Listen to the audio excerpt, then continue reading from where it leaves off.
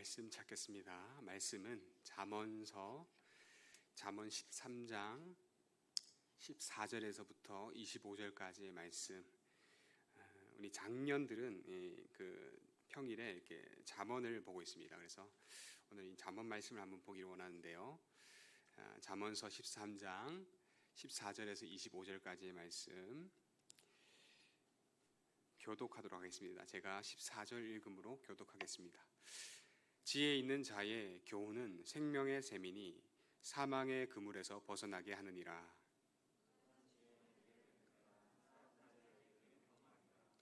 무릇 슬기로운 자는 지식으로 행하거니와 미련한 자는 자기의 미련한 것을 나타내느니라.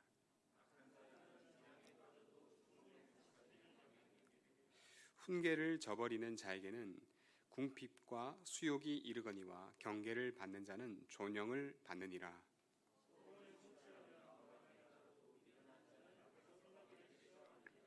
지혜로운 자와 동행하면 지혜를 얻고 미련한 자와 사귀면 해를 받느니라. 선인은 그 산업을 자자손손에게 끼쳐도 죄인의 재물은 의인을 위하여 쌓이느니라.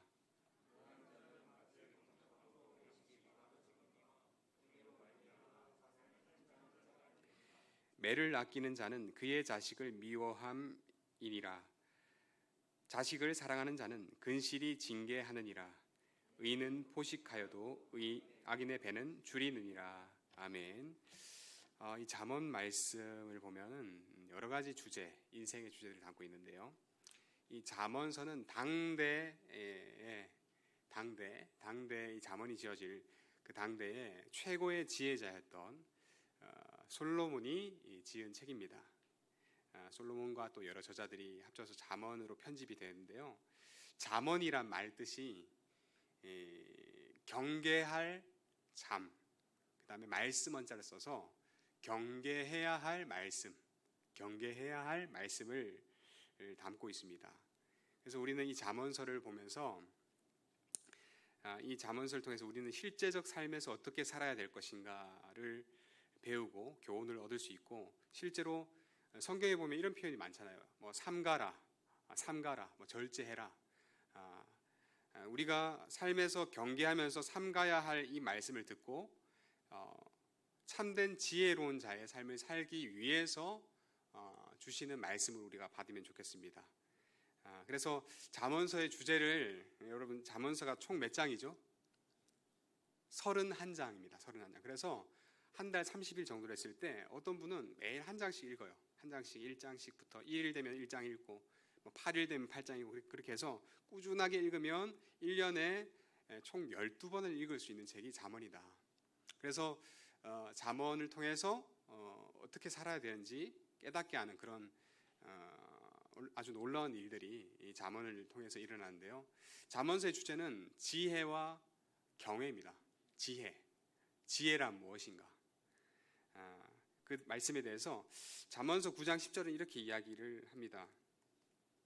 같이 한번 읽어볼까요? 시작.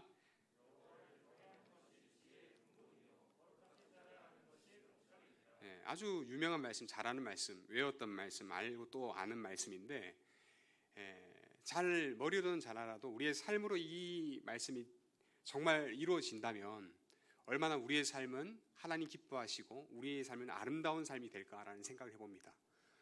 여호와를 경외하는 그 지혜가 있고, 그 다음에 거룩하신 하나님을 아는 명철이 있는 거예요. 그래서 우리가 하나님을 온전히 알면 우리의 삶을 절제할 수밖에 없고 삼갈 수밖에 없어요. 나는 죄 짓고 싶어도 하나님이 보고 계시니까 죄 지을 수 없죠. 요셉처럼. 많은 믿음의 사람들처럼 우리가 이 하나님을 아는 명철과 여호와를 경외하는 지혜가 있기를 간절히 소원합니다.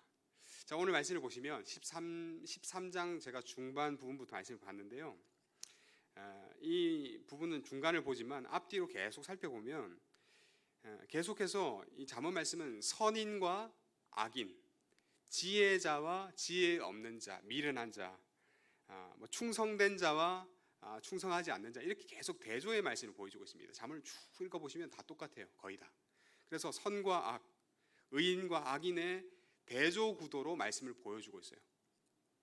그래서 오늘 이 대조의 구도 안에 있는 오늘 본문의 말씀을 통해서 우리는 어떻게 살아야 될 건가, 무엇을 바라봐야 하는가 말씀을 통해서 깨닫기 원합니다. 자, 우리 14절부터 한번 보겠는데요. 14절부터 쭉 읽어보시면 한 17절까지를 쭉 보면은 어떤 사람이 나옵니까? 지혜 있는 자가 나오죠. 그리고 선한 지혜자가 나오고 또 슬기로운 자, 충성된 사신이 나옵니다. 반대로 지혜 없는 자가 있겠죠. 지혜 있는 자가 있으면 성경에서 뭘 이야기하겠죠? 지혜 없는 자를 이야기합니다.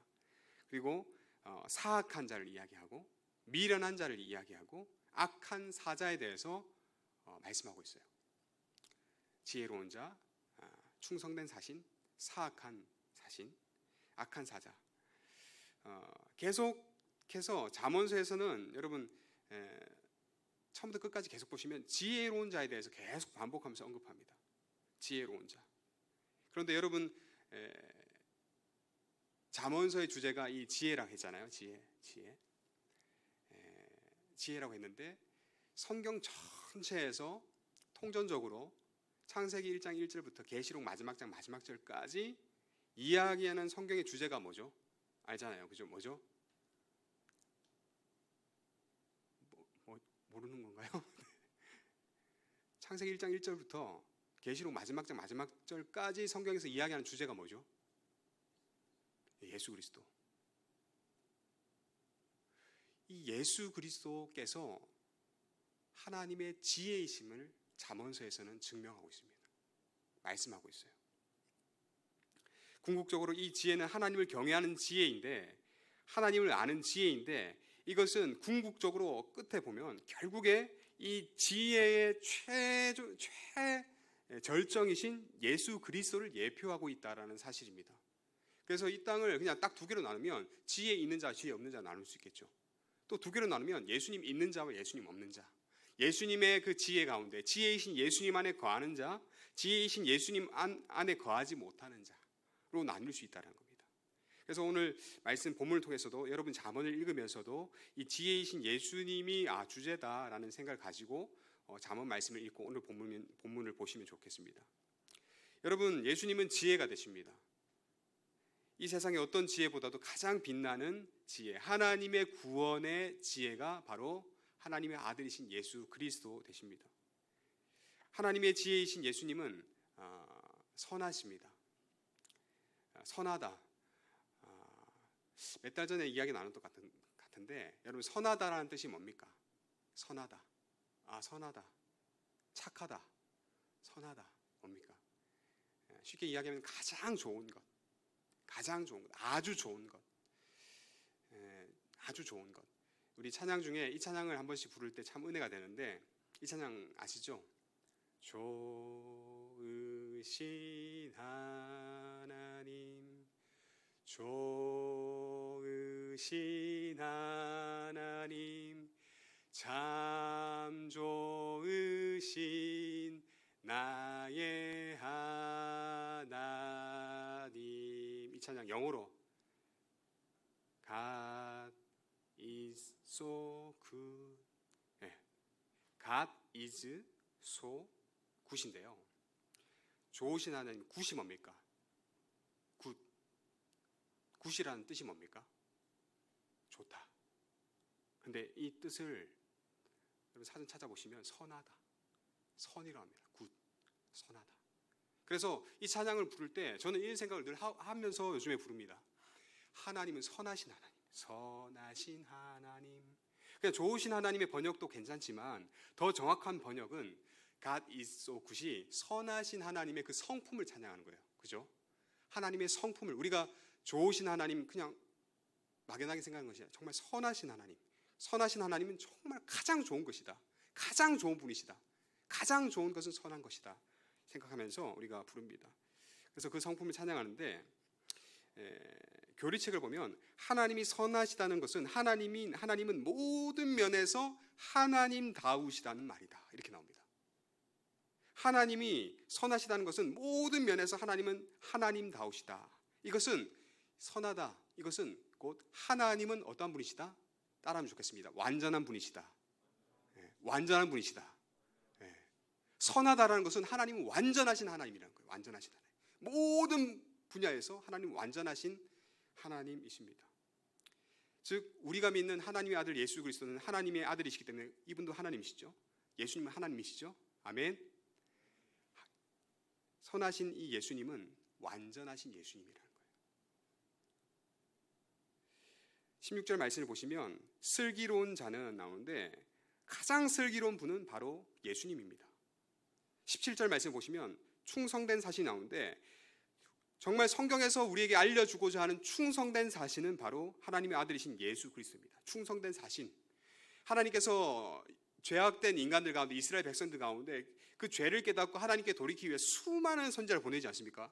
예레미야, 호세야, 이사야, 아모스 막 보내지 않습니까? 수많은 선지자들을 보내서 하나님의 충성된 사신으로 쓰시는데 그런데 이 수많은 선지자를 능가하는 참 선지자는 누굽니까? 예수 그리스도라는 거예요.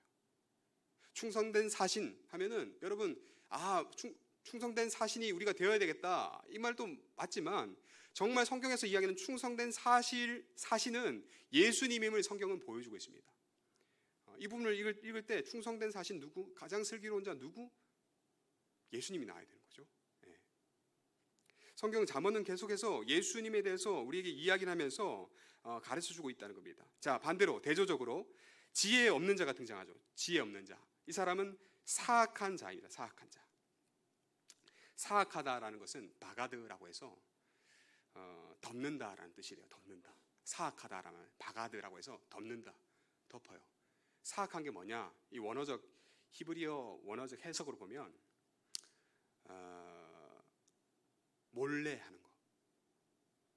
사악하다는 것은 몰래 하는 거예요. 몰래.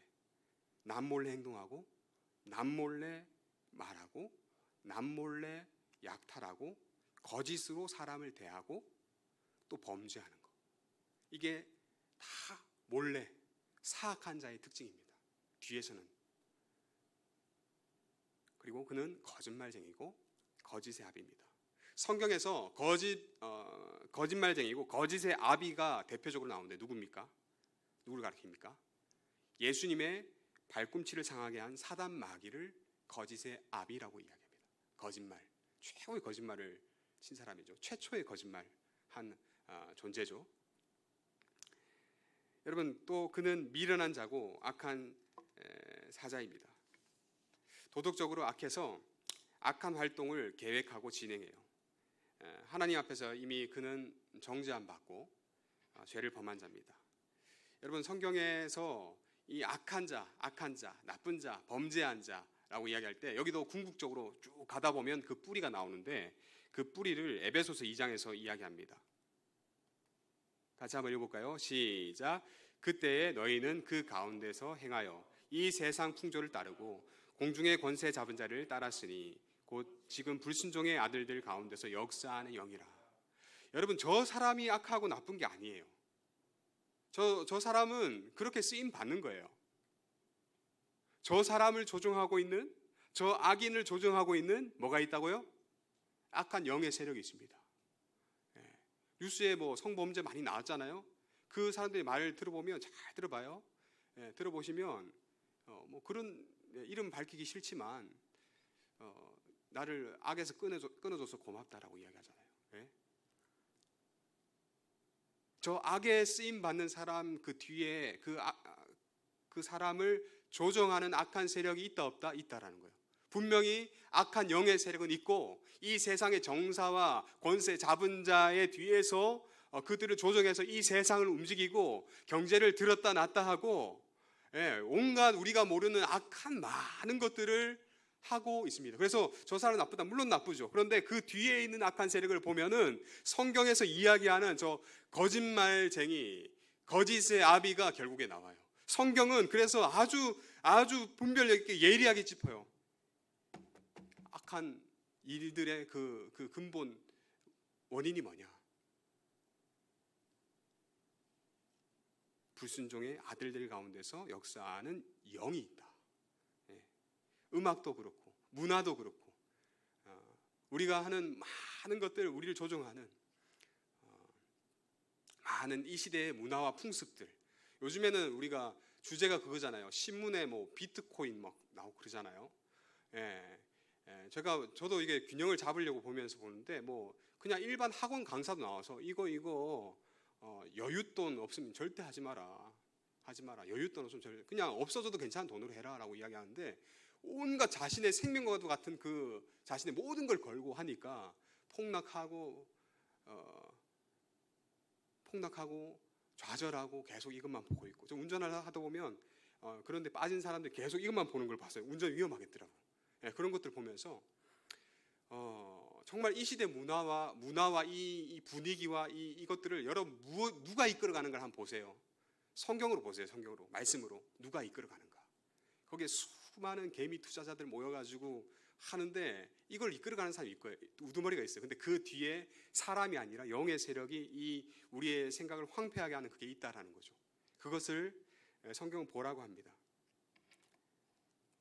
그래서 여러분 우리의 이 땅의 악인들과 범죄한 자들 탐욕으로 자신의 욕망을 쫓아가는 인생들 보면 이 사단 마귀의 영이 뒤에서 조종하고 그 거짓의 영은 오늘도 지혜의 영 가운데 그리스도의 영, 진리의 영을 속한 우리들도 미혹하려고 우리를 늘 꼬시고 있습니다. 어떻게 한방 해볼까? 어떻게 한번 일확천금을 거머쥐어 볼까?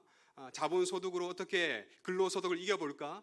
근로소득은 이제 뿌리는 대로 거둔한 이 성경의 진리를 우리가 외면하고 자본으로 자본을 번다라는 이 세상 풍습 가운데 믿음의 사람들도 유혹해서 주님의 말씀은 뿌린 대로 거둔다는 원리가 있잖아요. 주님의 원리가 있잖아요.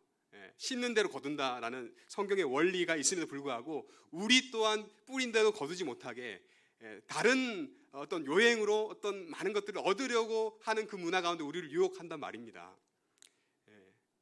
그래서 결국에 황폐하게 만들고 결국에 하나님의 말씀 참 지혜이신 주님을 떠나게 만들고 슬기로운 자의 길을 벗어나게 만듭니다.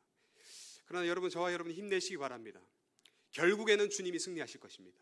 우리 옆 사람에게 인사 한번 할까요? 결국에 주님이 승리하십니다. 결국에 이길 것입니다. 결국에 승리하시고 이길 겁니다.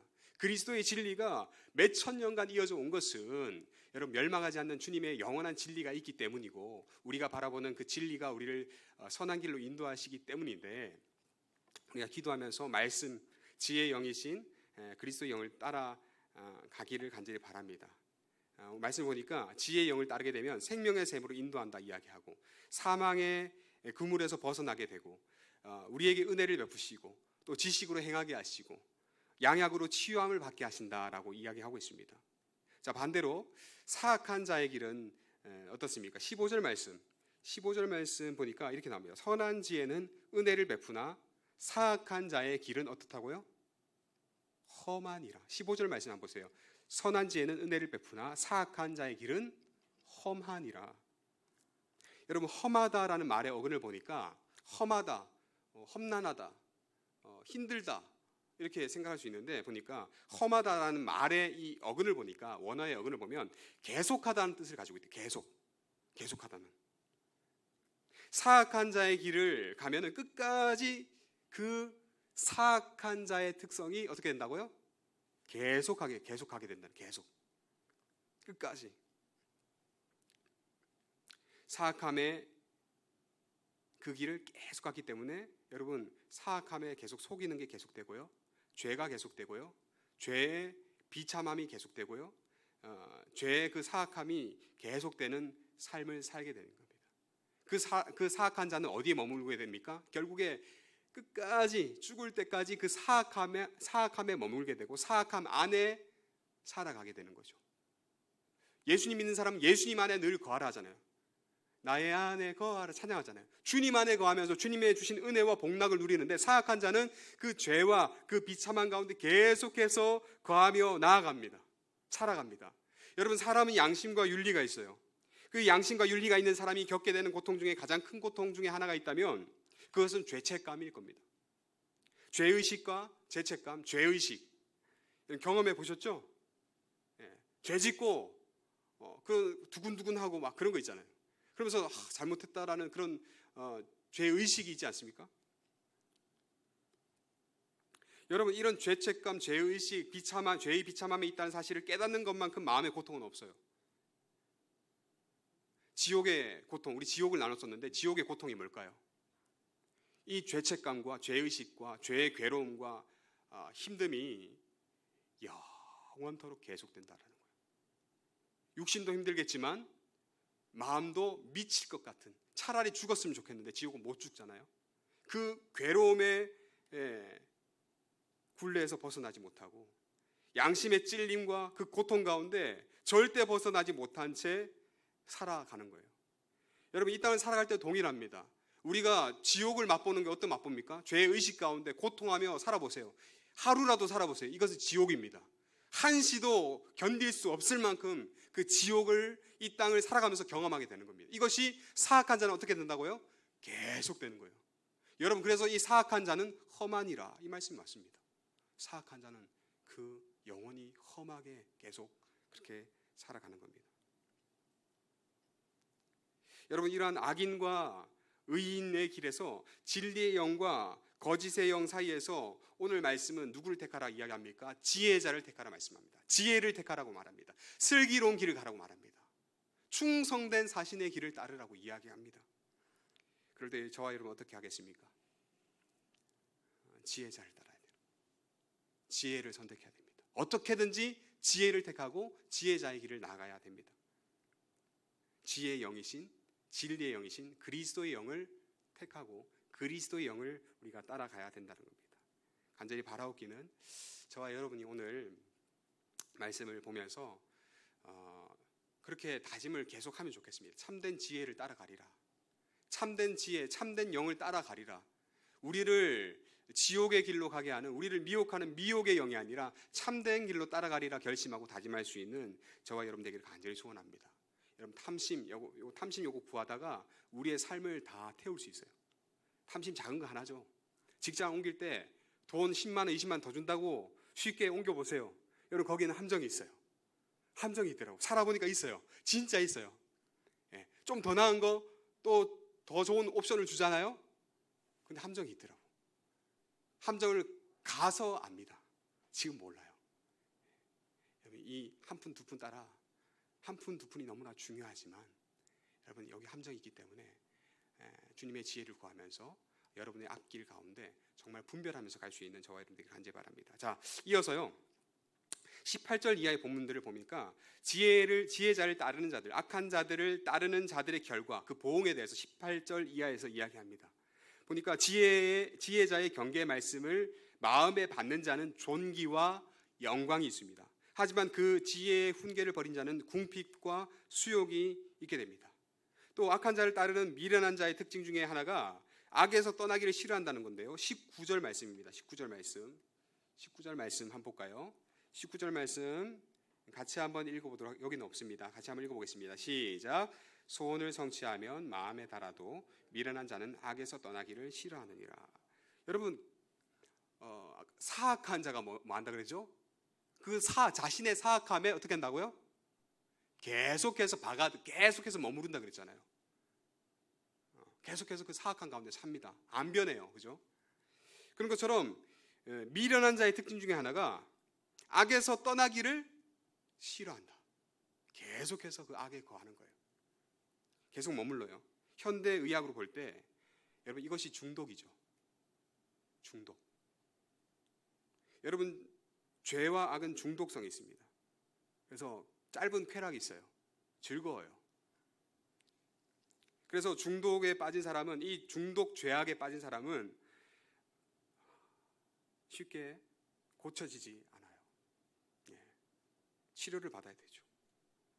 본문의 말씀처럼 악에서 떠나기를 싫어하면서 계속 중독병에 걸린 사람은 계속 그 안 좋은 걸 알면서도 더듬어 찾습니다.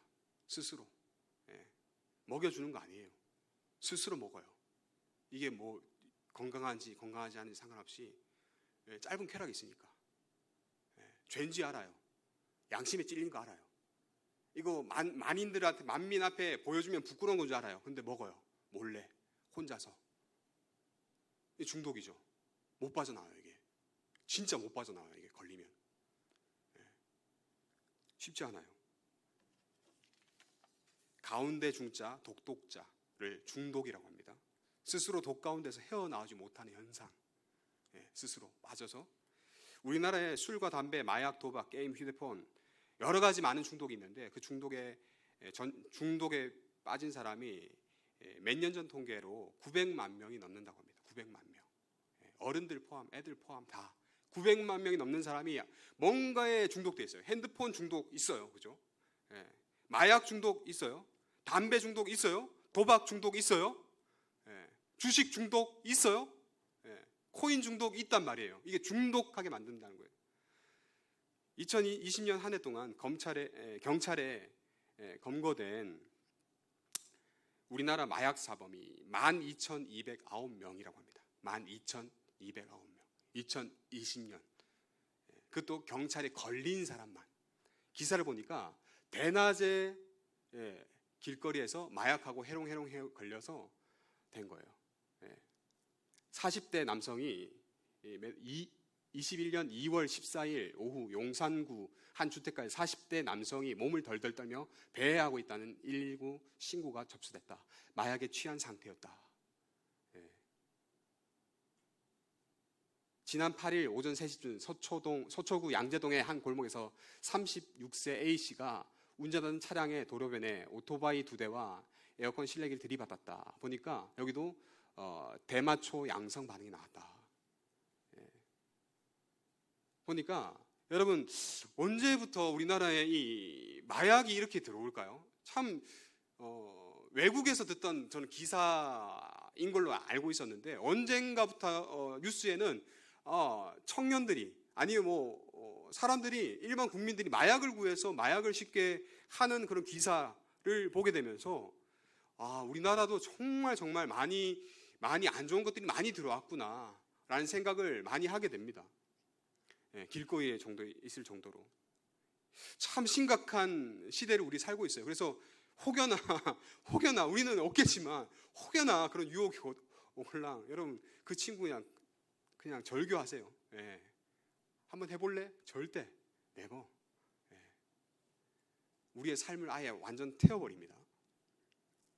여러분 이런 중독들의 근본적인 원인이 뭡니까? 우리의 그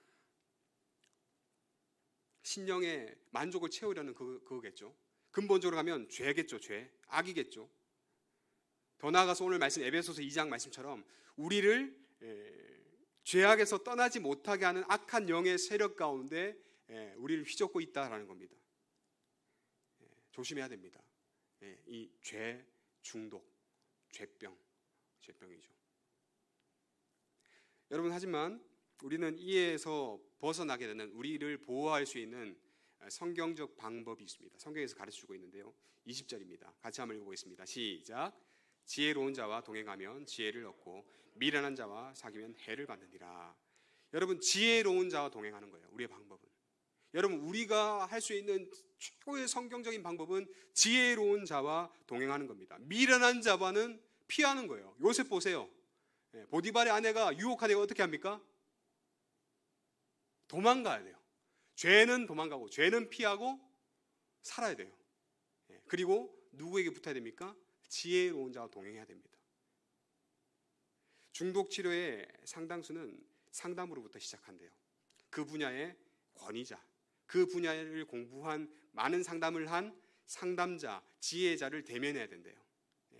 그렇게 볼 때 우리의 죄병에 이 중독의 병, 많은 병에 이 악한 것들, 죄의 것들에 이 중독의 최고의 권위자와 지혜자는 누구인가? 저는 그렇게 생각할 뿐만 아니라 믿을 뿐만 아니라 성경에서는 그렇게 이야기하고 있습니다. 한번 따라하겠습니다. 하나님.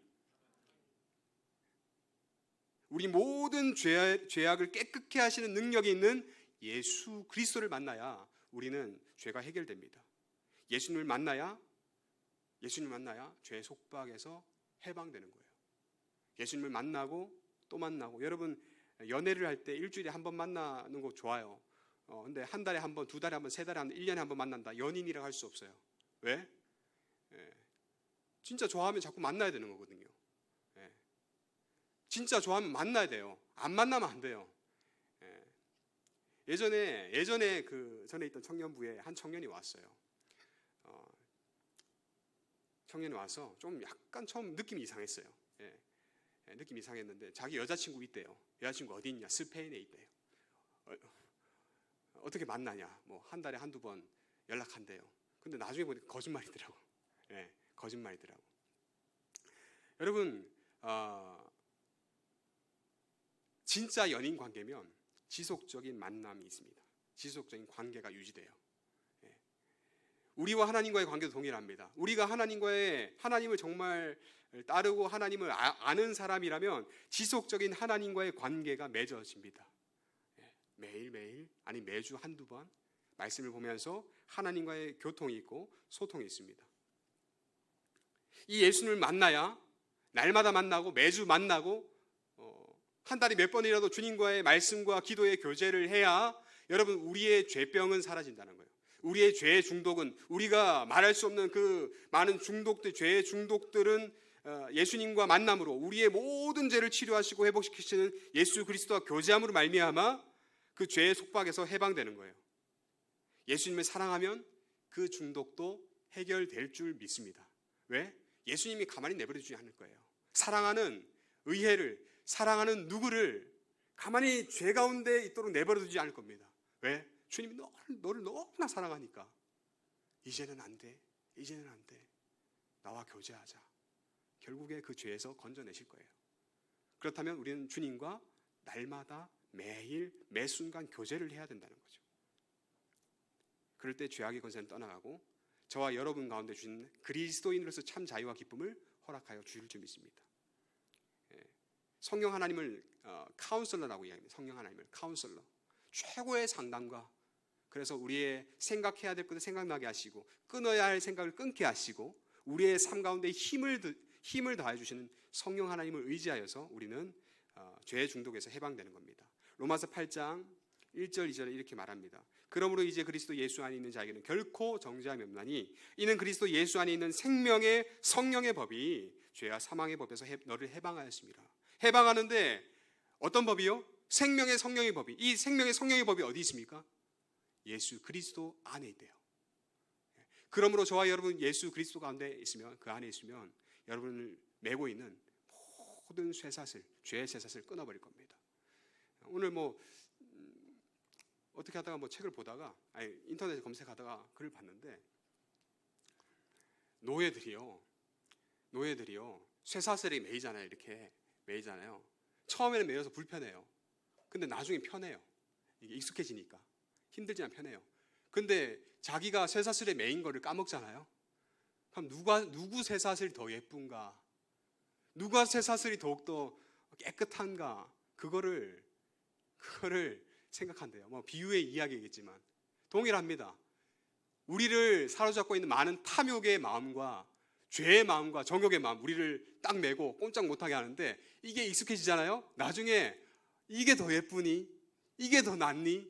서로를 비교하면서 내 쇠사슬이 더 예쁘다, 내 감옥이 더 크고 화려하다 라고 자랑한대요. 여러분, 어쩌면 이 사회의 모습 같아요. 우리를 메고 있는 많은 탐욕의 영들, 탐욕에 사로잡혀서 가는데 서로 그 탐욕의 영에 사로잡혀서 끌려가는 건데 쇠사슬에 매인 채 어디로 가는지도 모르고 죄악의 길을 걸어가고 있는데 그 탐욕의 큰 쇠사슬을 보고 이건 예쁘다고, 내게 더 크다고, 많이 벌었다고. 죄의 종 아닙니까? 죄의 노예 아닙니까? 탐욕의 종 아닙니까? 여러분, 그 시대를 우리가 살아가고 있는데 여러분, 우리 뭘 봐야 됩니까? 깨달으려면 예수님을 봐야 하고 예수 그리스도 안에 있는 생명의 성령의 법으로 말미암아 죄와 사망의 법에서 끌려가는 우리의 인생, 우리의 삶을 잘 디자인하고 기도하고 하나님께 간구하여서 해방되는 역사가 있기를 예수 그리스도의 이름으로 축원합니다. 그러므로 우리는 참된 지혜이신 예수님을 가까이 해야 합니다. 예수님을 사모해야 하고 사랑해야 되고 예수님을 구하고 예수님과 동행해야 합니다. 그것만이 길이고 진리고 생명이고 우리가 이 우상 가득한 이 땅 가운데 살아나는 법이에요. 내 자신이 우상이 될 수도 있고요, 내 외모가 우상이 될 수도 있고요, 내가 가진 것이 우상이 될 수 있고요, 통장의 잔고가 여러분 우상이 될 수 있고요, 내 스펙이 우상이 될 수 있는 그러한 우상 가득한 이 땅에서 정말 우리 예수님으로 인해 살 수 있는가? 말씀을 보고 깨닫고 주님을 따라가기 원합니다. 예수님과 동행할 때 우리는 정말 살아날 것입니다. 로마서 8장 11절 읽고 마치도록 하겠습니다. 같이 한번 읽어보겠습니다. 시작.